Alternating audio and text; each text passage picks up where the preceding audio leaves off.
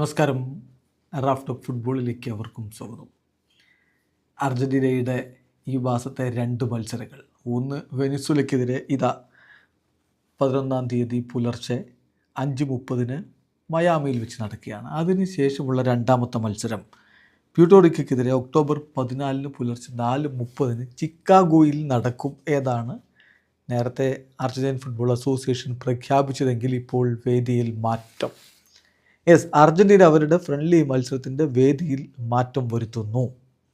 ഈ രണ്ടാമത്തെ കളിയുണ്ടല്ലോ, അത് ചിക്കാഗോയിൽ നിന്ന് മാറ്റി മയാമിയിൽ തന്നെ നടത്തും എന്നാണ് ഇപ്പോൾ പുറത്തേക്ക് വരുന്ന റിപ്പോർട്ടുകൾ. അർജന്റീൻ മാധ്യമം TYC സ്പോർട്സ് അക്കാര്യം റിപ്പോർട്ട് ചെയ്യുന്നുണ്ട്. അവരുടെ ജേർണലിസ്റ്റ് ആയിട്ടുള്ള ഗാസ് നെഡൂല് അത് സ്ഥിരീകരിച്ച് പറയുകയും ചെയ്യുന്നുണ്ട്.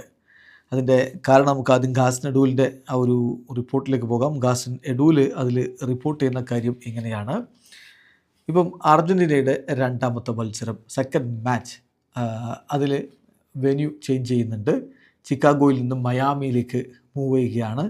അത് പ്രൊട്ടസ്റ്റ് ഇൻ ചിക്കാഗോയിൽ ഇപ്പോഴുള്ള ചില പ്രൊട്ടസ്റ്റുകളുണ്ട്. ആ പ്രൊട്ടസ്റ്റുകൾ കാരണമാണ് മത്സരം മാറ്റാൻ പോകുന്നത്. മയാമിയിലേക്ക് മാറ്റുകയാണ്. ഇൻ്റർ മയാമിയുടെ സ്റ്റേഡിയത്തിൽ കളി നടക്കാനാണ് സാധ്യത എന്നാണ് ഇപ്പോൾ ഗാസ് നെഡൂലിൻ്റെ റിപ്പോർട്ട്. വിശദമായിട്ട് TYC സ്പോർട്സിൽ ഈ കാര്യങ്ങൾ കൊടുക്കുന്നുണ്ട്.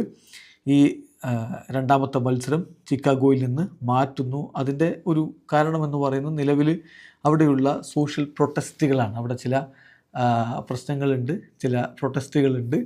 അപ്പോൾ അതുകൊണ്ട് പ്രതിഷേധങ്ങളും മറ്റുമൊക്കെ അവിടെ ശക്തമാവുകയാണ്. അതുകൊണ്ടാണ് ഈ സ്റ്റേഡിയം മാറ്റുന്നത് എന്നാണ് ഇപ്പോൾ TYC സ്പോർട്സ് റിപ്പോർട്ട് ചെയ്യുന്നത്. ഏതായാലും ലയണൽ സ്കലോനി ആദ്യ മത്സരത്തിൽ ലിയോ മെസ്സിയെ സ്റ്റാർട്ട് ചെയ്യിക്കുമെന്നും രണ്ടാം മത്സരത്തിൽ ഒരു പക്ഷേ അദ്ദേഹം കളിക്കില്ല, കാരണം ചിക്കാഗോയിലായതുകൊണ്ട് അദ്ദേഹം കളിക്കില്ല എന്ന തരത്തിൽ വാർത്തകളുണ്ടായിരുന്നു. പക്ഷേ ഇപ്പോൾ മയാമിയിൽ ലിയോ മെസ്സിയുടെ സ്വന്തം മൈതാനത്ത് ഇൻ്റർ മയാമിയുടെ ഗ്രൗണ്ടിൽ കളിച്ചേക്കും എന്ന് പറയുമ്പോൾ 2 കളികളിലും ലിയോ മെസ്സി കുറച്ച് സമയമെങ്കിലും ഇറങ്ങിയേക്കും എന്നാണ് ഏറ്റവും പുതിയ റിപ്പോർട്ടിൽ അർജന്റീൻ മാധ്യമങ്ങൾ പുറത്തുവിടുന്ന വിവരം. വീഡിയോ അവസാനിക്കുന്നു. ഫുട്ബോൾ ലോകത്ത് കൂടുതൽ വിശേഷങ്ങളുമായി റാഫ് ടോക്സ് വീണ്ടും എത്താം.